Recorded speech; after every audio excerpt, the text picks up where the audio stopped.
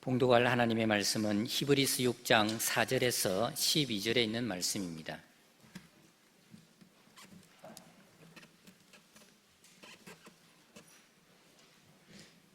하나님의 말씀입니다. 한번 빛을 받고 하늘의 은사를 맛보고 성령에 참여한 바 되고 하나님의 선한 말씀과 내세의 능력을 맛보고도 타락한 자들은 다시 새롭게 하여 회개하게 할 수 없나니 이는 그들이 하나님의 아들을 다시 십자가에 못 박아 드러내놓고 욕되게 함이라. 땅이 그 위에 자주 내리는 비를 흡수하여 밭 가는 자들이 쓰기에 합당한 채소를 내면 하나님께 복을 받고 만일 가시와 은큰기를 내면 버림을 당하고 저주함에 가까워 그 마지막은 불사름이 되리라. 사랑하는 자들아, 우리가 이같이 말하나 너희에게는 이보다 더 좋은 것 곧 구원에 속한 것이 있음을 확신하노라.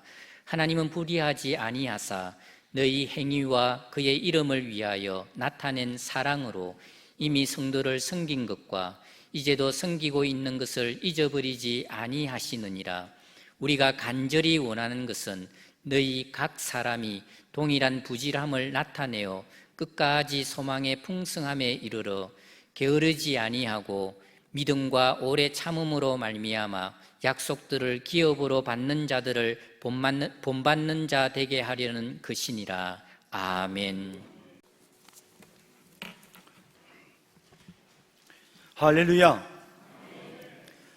AD 64년에 로마로부터 예수 믿는 그리스도인들에 대한 대대적인 박해가 시작되자 오랫동안 구약의 율법을 믿고 의지하다가 뒤늦게 예수님을 구원자로 믿은 유대인 그리스도인들이 율법주의자들로부터 유혹을 받게 되었습니다.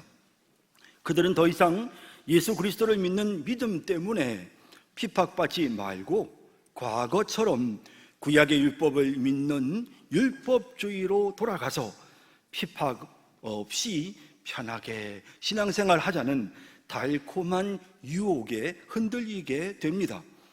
이런 상황에서 히브리서 기자는 히브리서를 통해 유대인 그리스도인들에게 율법주의자들의 유혹에 흔들리지 말고 끝까지 인내하며 예수 그리스도를 믿는 믿음을 지켜야 한다고 강조합니다. 그러면서 구약의 율법보다, 율법을 전해준 천사보다, 모세보다, 구약의 대제사장보다 더 탁월하시고 위대하신 예수 그리스도를 믿는 그 믿음을 끝까지 지켜야 하고, 그러면서 어떤 경우에도 예수님을 부인하는 배교의 죄를 범하지는 말아야 한다라고 강하게 권면하고 있는 것입니다. 특별히 오늘 본문에는 배교하는 자에게 임하게 될 충격적인 결과를 말하면서 유대인 그리스도인들에게 아주 강하게 경고합니다.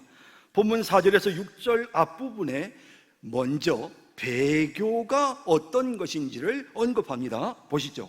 한 번 빛을 받고 하늘의 은사를 맛보고 성령에 참여한 바가 되고 하나님의 선한 말씀과 내세의 능력을 맛보고도 타락한 자들은, 바로 이것이 배교입니다. 하나님의 놀라운 은혜와 능력을 경험했음에도 불구하고 하나님을 배반하는 자들, 예수 그리스도를 부인하는 자들, 예수님을 버리는 자들, 이들이 어떻게 됩니까? 6절 후반에 이렇게 말씀하십니다. 이들은 다시 새롭게 하여 회개하게 할 수 없나니 이는 그들이 하나님의 아들을 다시 십자가에 못 박아 드러내놓고 욕되게 함이라 라고 경고합니다.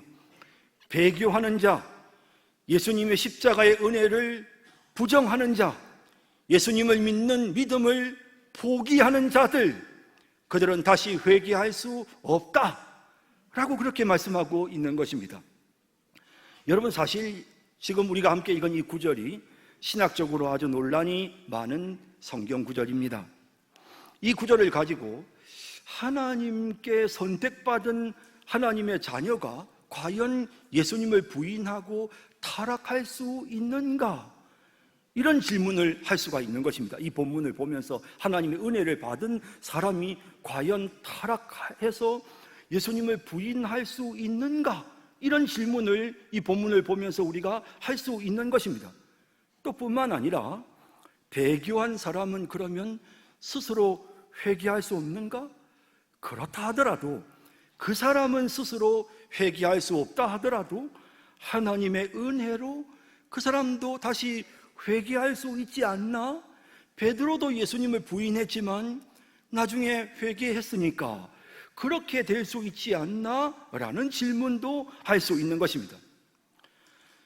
그러나 여러분 기억하십시오. 오늘 우리가 읽은 본문은 구원받은 자가 타락할 수 있는가를 보여주거나 하나님은 스스로 타락하여 배교한 자를 구원하실 수 있는지 여부를 설명하고, 또 우리에게 그 사실에 대해서 명확한 그런 신학적 이론을 제시하기 위해서 기록된 본문이 아니라는 것을 우리는 기억해야 하는 것입니다. 이 본문은 유혹받는 그리스도인들이 흔들리지 않도록 지금 예수님을 부인하라고 지금 유혹하고 있는 이와 같은 상황에서, 핍박이 끊임없이 계속되고 있는 이런 상황에서 그리스도인들에게 흔들리지 않도록 경각심을 갖게 하기 위해서 기록되었습니다. 아버지가 낭떠러지 앞에서 어린 아들의 손을 잡고는 혹시라도 얘야 발을 잘못 디디면 절벽 아래로 떨어져 죽는단다. 저 아래를 보거라. 아들아, 정신 바짝 차려야 된다. 알았지? 라고 그렇게 경고하는 것은 아들의 안전을 위해서, 아들이 경각심을 갖고 흐트러지지 않도록 하기 위해서 그런 말을 하는 것입니다. 떨어지면 죽는다 라고 한 말이 어린 아들이 아버지의 손을 뿌리칠 가능성이 있는가에 대해서 토론하기 위해서 아버지가 그런 말을 아들에게 한 것이 아닙니다. 아이가 막 몸부림을 치면 절벽 아래로 떨어지는 것이 가능한가? 이거 한번 우리가 토론해 보자고 그 아버지가 그 아들에게 그 말을 한 게 아닙니다. 아이가 절벽 아래로 떨어지면 아버지가 그 아들을 구조할 수 있을까의 여부를 토론하기 위해서, 그래서 지금 아버지가 그 아들에게 그 말을 하는 게 아닙니다. 아버지의 입장에서는 이 아이가 흔들리지 않도록 정신을 차리도록, 긴장하도록, 조심하도록 하기 위해서 절벽 아래로 떨어지면 죽는다는 것을 말하고 있는 것입니다. 이처럼 배교에 대해 언급하는 오늘 이 본문도 율법주의자들의 유혹으로 유대인 그리스도인들이 이 핍박을 피할 수 있는, 구약의 율법을 믿고 예수만 안 믿으면 우리가 핍박을 안 받아도 되는데 라는 그런 유혹이 그들의 마음속에 찾아와서 그들의 마음을 흔들고 있을 때 정신 바짝 차려야 돼. 예수님을 부인하면 너희가 이렇게 돼. 라면서 그들을 정신 차리도록, 긴장하도록 경고할 목적으로 오늘 배교의 결과에 대해서 말씀하고 있는 것입니다. 여러분 생각해 보십시오. 우리가 진정으로 예수님을 믿고 의지하여 세례도 받고 하나님의 은혜도 체험한 사람이라면 당연히 유혹과 핍박이 찾아온다 해도 나 예수 안 믿어. 예수님이 십자가에서 피 흘려서 내 죄를 용서해 주신 거 이제부터 안 믿어. 그 예수님 공로로 내가 천국 가고 영생을 얻는 거 나 안 믿어 라고 말하지는 않을 것입니다. 여러분들이 한번 여러분 자신의 마음이 한번 생각해 보십시오. 여러분들이 정말 예수님을 믿는 사람인데 여러분이 나 예수 안 믿을 거야 그런 말을 할 수 있습니까? 만일에 어떤 사람이 그렇게 말했다면 그는 처음부터 안 믿는 사람이었기 때문에 그렇게 말한 것이지, 믿는 우리는 사실 그런 상황에서도 절대로 예수님을 부인할 수가 없습니다. 예수님을 나는 안 믿어 라고 말하는 것은 불가능한 것입니다. 하나님이 살아계시고 나와 함께 계시는 게 분명히 느껴지는데 어떻게 우리가 그걸 부인합니까? 하늘에 태양이 있는 것이 분명히 보이고 느껴지는데 태양은 없어 라고 그렇게 말할 수는 없는 것입니다. 우리의 마음속에 하나님의 살아계심이 느껴지고 예수님이 나를 사랑하시고 내 죄를 용서해 주신 그 은혜가 내 마음속에 믿어지고 느껴지는데 우리가 그것을 억지로 부인할 수는 없는 것입니다. 부인한다고 말을 그렇게 했다고 해서 그것이 부인이 되는 게 아닌 것입니다.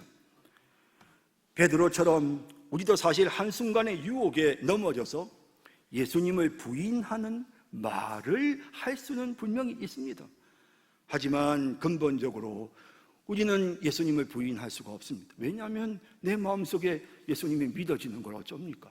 하나님이 살아계시는 게 내 마음속에 믿어지는데 이걸 어떻게 부정한단 말입니까? 사실 우리가 너무 속상한 일이 생기면요, 하나님 어떻게 나한테 이럴 수가 있습니까? 그래도 참 하나님 의지하고 믿음으로 살려고 했었는데 하나님의 자녀인 나에게, 하나님의 자녀인 우리 가정에 어떻게 하나님이 이렇게까지 하실 수 있습니까?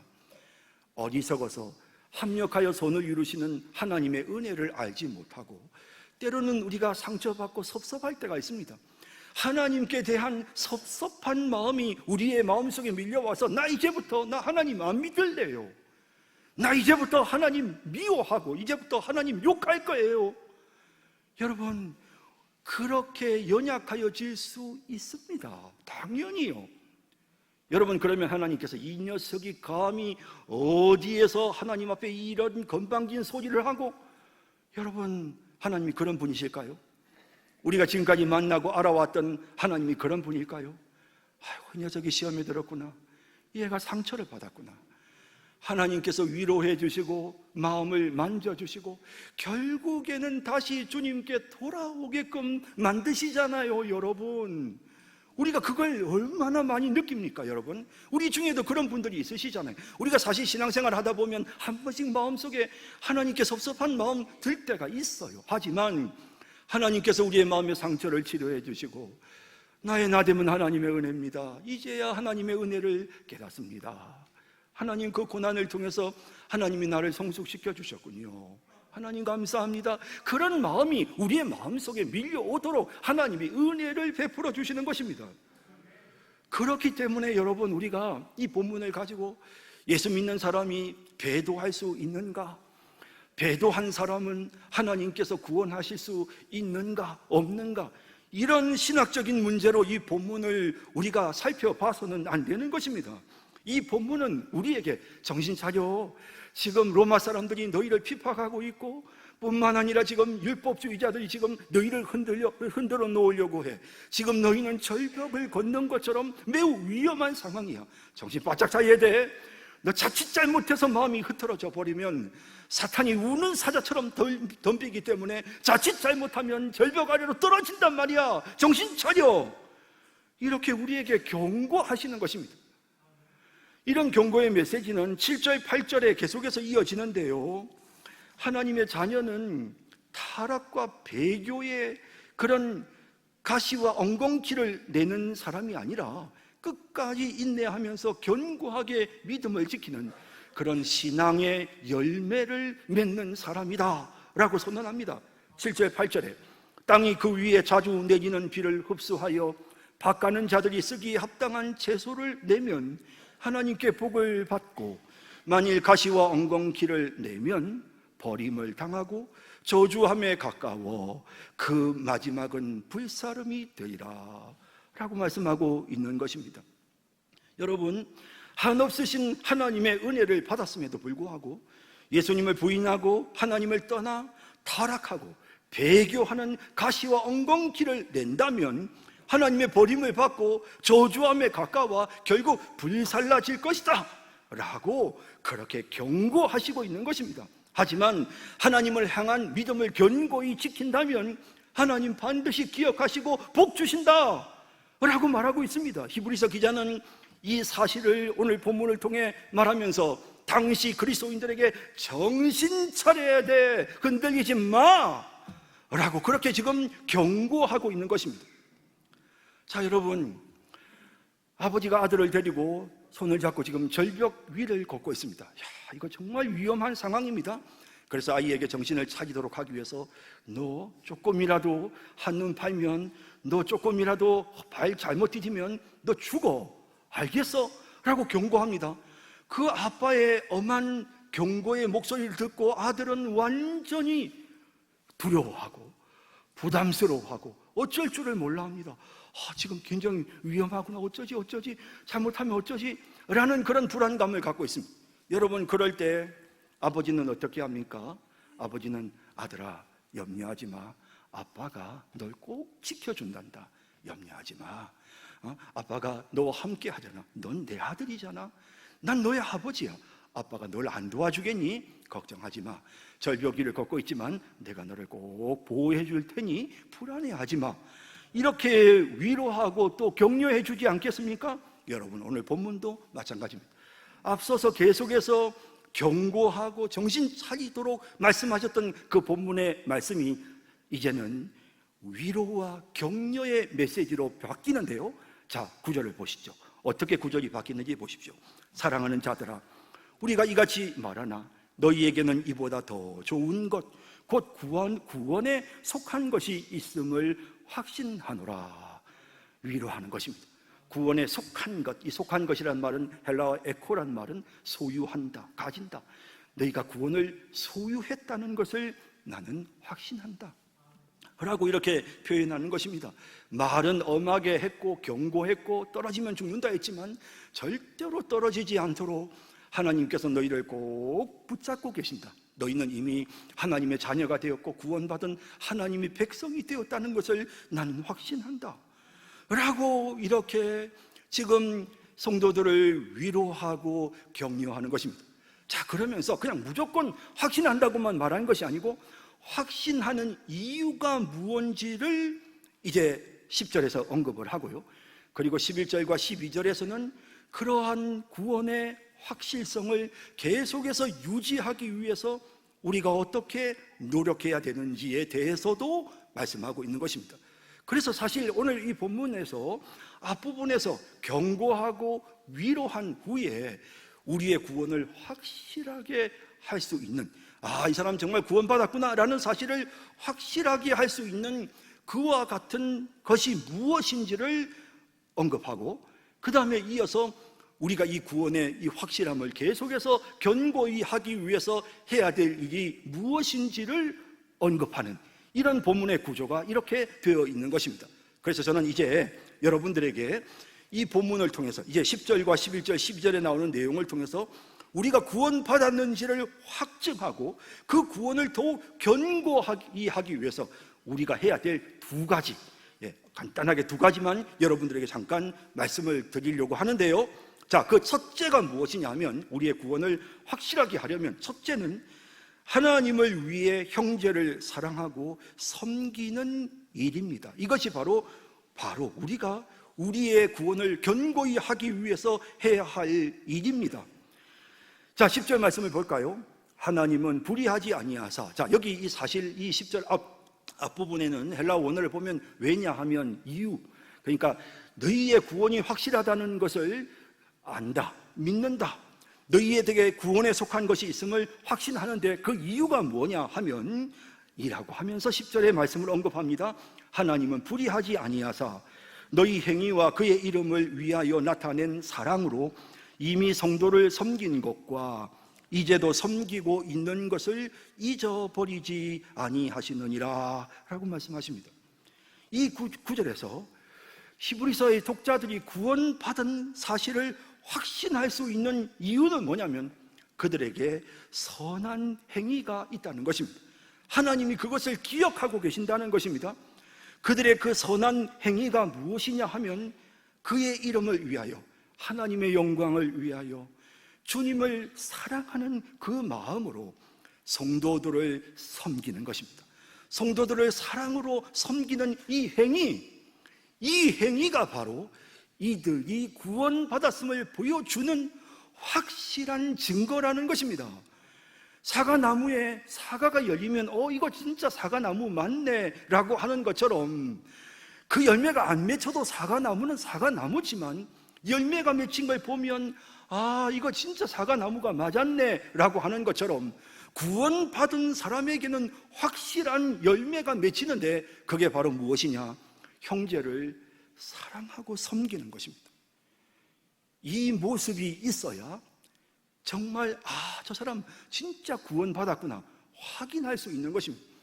여러분, 사실 우리가 하나님의 구원이 부족해서 우리가 구원에 뭘 더 보탠다 그런 뜻이 아니고요, 우리가 그와 같은 열매를 맺음으로써 그 구원을 확인할 수 있는 것입니다. 내가 정말 구원받았나? 여러분, 어떻게 확인하실래요? 여러분들의 마음속에 성도들을 사랑하는 마음이 있어요. 성도들의 연약함을 보면 긍휼히 여기는 마음이 있고 돕고 싶은 마음이 있고, 혹시라도 상처받지는 않을까, 혹시라도 힘들어서 실족하지는 않을까, 내가 좀 도와야 되는데 그런 형제를 향한 사랑과 섬김의 마음이 여러분들에게 있다면 그러면 여러분들의 구원은 확실한 것입니다. 정말 여러분들은 이미 구원받았어요. 여러분들은 절대로 예수님을 배신하거나 지옥에 던져지거나 하는 일은 여러분들에게는 일어나지 않아요. 확인할 수 있는 것입니다.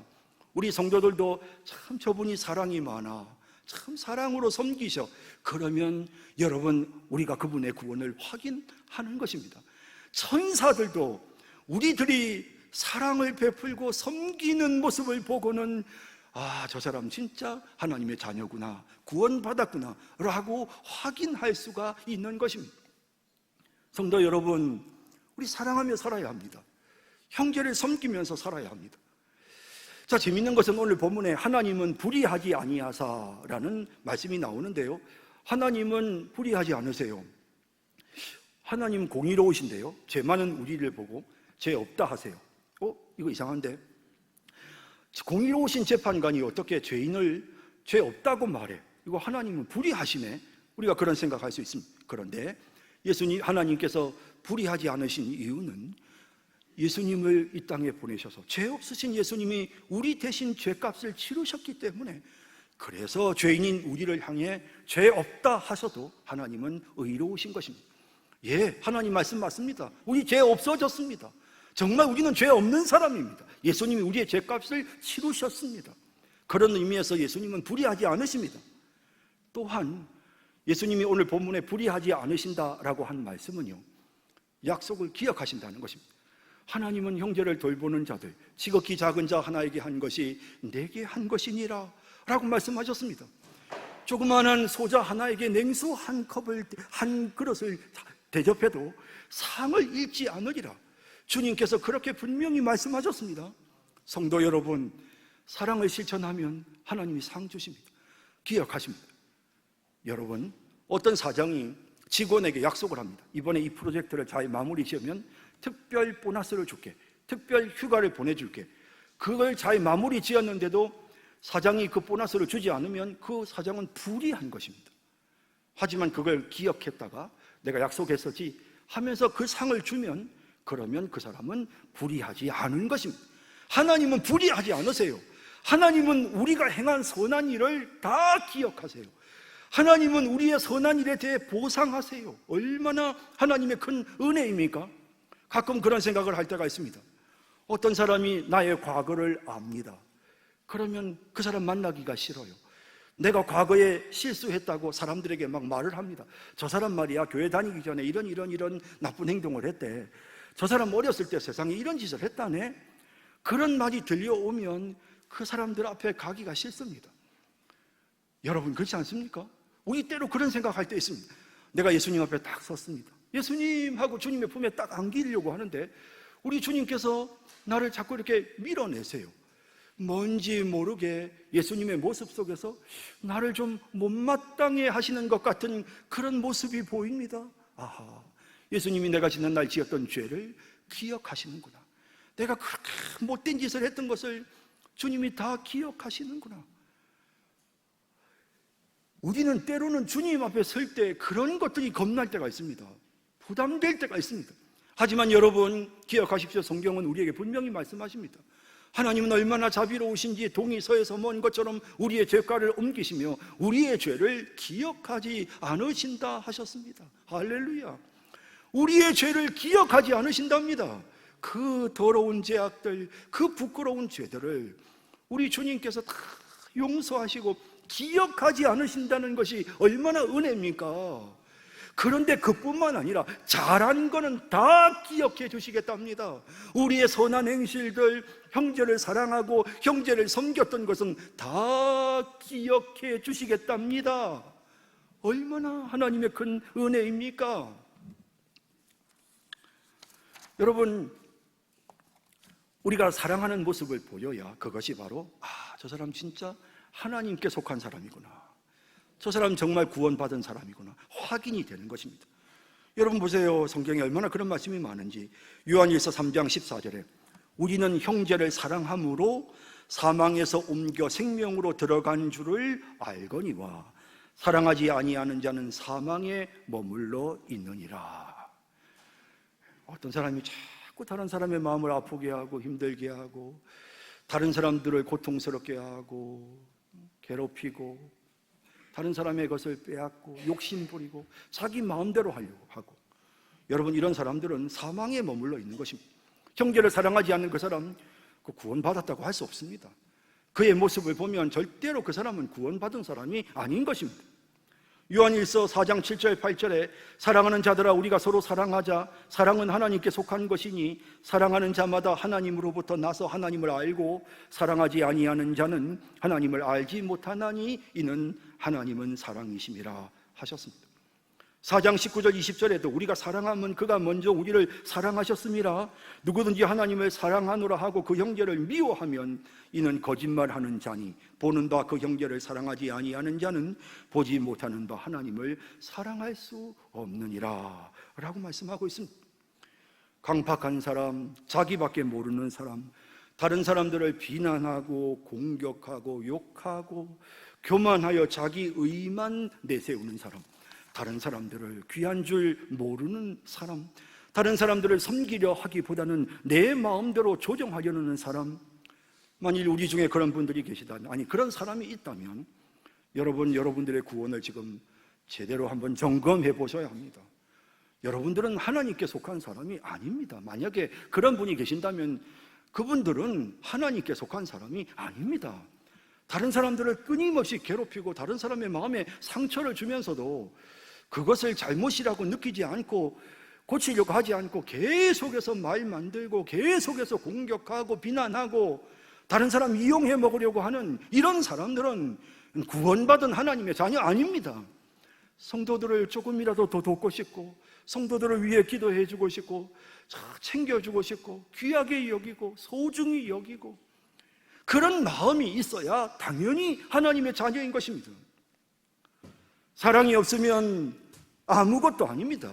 사랑하지 않으면 하나님과 관계가 없는 사람입니다. 사랑을 실천해야 합니다. 섬겨야 합니다. 사랑을 실천하고 섬김으로 우리의 구원을 확실하게 하는 그런 우리 성산교회 모든 성도들이 되시기를 주님의 이름으로 축복합니다. 우리의 구원을 확실하게 하려면 둘째는 부지런하여 게으르지 않는 것입니다.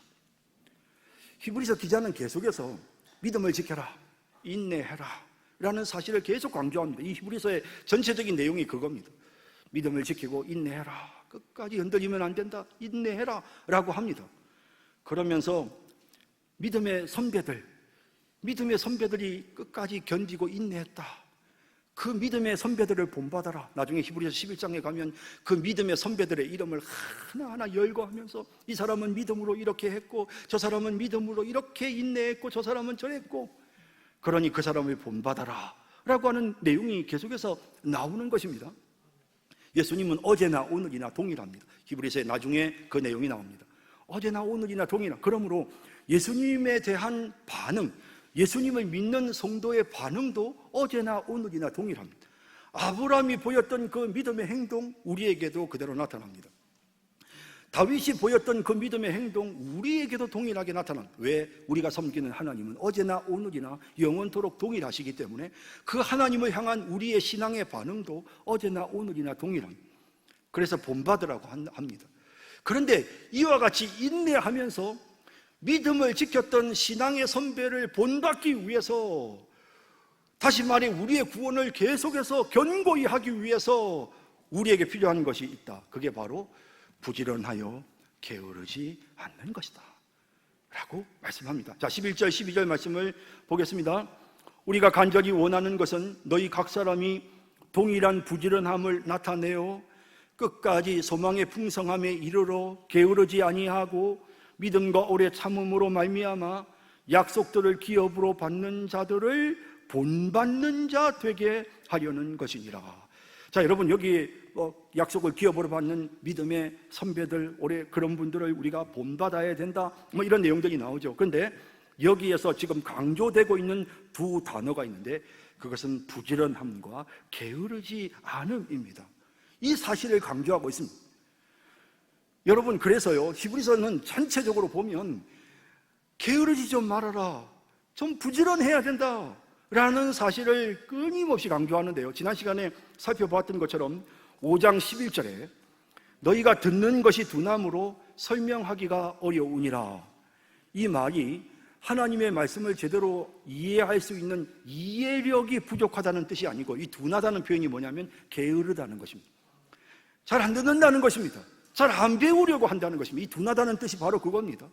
하나님의 말씀을 배우는 일을 안 하려고 합니다. 게을러서요. 내가 과거에 성경 공부도 많이 했고 지금까지 교회를 얼마나 오랫동안 다녔어? 게을러진 것입니다. 그래서 성경을 안 배우려고 합니다. 이 핑계 저 핑계를 대면서 안 배우려고 합니다. 책망하는 것입니다. 또 히브리서 12장 1절에 보면 인내로서 우리 앞에 당한 경주를 하며, 우리의 신앙생활은 경주다. 경주의 중요한 게 뭐죠? 멈추면 안 됩니다. 경주는 계속해야 됩니다. 게으르면 안 됩니다. 부지런히 계속해서 뛰어야 합니다. 이런 사실을 히브리서가 강조합니다. 또 12장 3절에도 너희가 피곤하여 낙심하지 않기 위하여 죄인들이 이같이 자기에게 거역한 일을 참으신 일을 생각하라. 어떤 때는 그냥 낙심이 돼가지고 중단하고 싶을 때가 있습니다. 좌절하고 낙심되고 게을러지려고 할 때가 있습니다. 안 돼! 예수님 바라보고 달려! 계속 뛰어! 피 흘리기까지 싸워! 이런 사실을 히브리서가 강조합니다. 12장 12절에는 그러므로 피곤한 손과 연약한 무릎을 일으켜 세우고 너희 발을 위하여 곧은 길을 만들어 저는 다리로 하여금 어그러지지 않고 고침을 받게 하라. 저 다리 아파서 못 가겠는데 고쳐서 가. 다시 일어서. 저 조금만 앉았다가 일어서라니까, 가자니까. 이렇게 히브리서는 끊임없이 계속해서 독려합니다. 히브리서 13장 15절 16절에서는 찬송하는 일을 계속하자, 그리고 또 선을 행함과 나누어 주는 일을 계속해서 하자, 이런 사실을 강조합니다. 또 10장 24절 25절에는 서로 돌아보아 사랑과 선행을 격려하며 모이기를 피하는 어떤 사람들의 습관과 같이 하지 말고 오직 권하여 그날이 가까움을 볼수록 더욱 그리하자. 우리 주님 앞에서의 그날이 점점 가까이 오잖아. 그러니 더 힘써 모여야 된다니까. 모여야 돼. 아이고, 좀 이제 우리 모임을 좀 줄입시다. 아니요, 모여야 돼요. 그렇게 성경에 부지런해야 된다, 게으르지 말아야 된다, 히브리서는 계속 그것을 강조합니다. 이제 조금만 있으면 우린 주님 앞에 갑니다. 그래서 10장 37절 39절에 잠시 잠깐 후면 오시리가 오시리니 지체하지 아니하시리라. 나의 의인은 믿음으로 말미암아 살리라. 또한 뒤로 물러가면 내 마음이 그를 기뻐하지 아니하리라 하셨느니라. 우리는 뒤로 물러가 멸망할 자가 아니요 오직 영혼을 구원함에 이르는 믿음을 가진 자니라 라고 말씀하십니다. 뒤로 물러나는 거 안 된답니다. 뒤로 물러나면 안 됩니다. 게으르면 안 됩니다. 마지막 주님 앞에서는 그날까지는 부지런해야 합니다. 달려야 합니다. 여러분, 이제 내가 나이가 있는데 무슨 상관입니까? 달려야 합니다. 이미 은퇴했는데 무슨요? 여러분, 우리는 달려야 합니다. 끊임없이 주님 앞에서는 그날까지. 하나님이 우리 보고 은퇴하라고 하셨습니까? 교회법이 우리를 은퇴하게 하지만 그렇다고 해서 우리의 신앙의 경주를 중단해서는 안 되는 것입니다. 부지런해야 합니다. 성경 공부합시다. 기도합시다. 예배 참석합시다. 봉사합시다. 섬깁시다. 전도합시다. 부지런해야 합니다. 여러분, 게으르면 안 됩니다. 여러분, 그렇게 부지런해야 우리가 인내할 수 있습니다. 우리의 구원을 확고하게, 견고하게 할 수 있는 것입니다. 성도 여러분, 오늘 히브리서를 통해서 우리에게 말씀하시는, 야, 너희 배교하면 끝장이야, 경고하셨지만 걱정하지 마, 너희는 이미 구원받았어 라고 하시면서 우리에게 너희가 서로 사랑하는 거, 그게 바로 너희 구원받은 증거야. 그리고 앞으로 너희 구원을 계속해서 확실하게 하며 너희들의 믿음을 끝까지 지키기 위해서 마지막까지 부지런해야 돼. 절대로 게으르면 안 돼. 오늘 이렇게 말씀하고 있습니다. 자, 나의 구원을 확실하게 하면서 살아가는 그런 우리 모든 성도님들 다 되시기를 주님의 이름으로 축복합니다.